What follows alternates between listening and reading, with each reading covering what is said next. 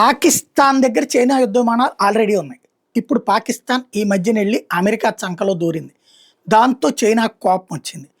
పాకిస్తాన్లో చైనా ఏం చేసిందంటే ఇప్పుడు ఇదివరకు కనుక అమెరికాకి సంబంధించినటువంటి F-16లు F-35లు మొన్న నూర్ అహ్మద్ ఖాన్ బేస్లో ఉండటం, మన సైన్యం వెళ్ళి దాన్ని పేల్చడం, అదే కదా 13 యుద్ధ విమానాలు అలా దెబ్బతిన్నాయి అన్నటువంటిది చెప్పుకొచ్చింది. అట్లాంటి పరిస్థితి ఇక్కడ పాకిస్తాన్ దగ్గర చైనాకి సంబంధించినటువంటి JF-17లు కూడా ఉన్నాయి.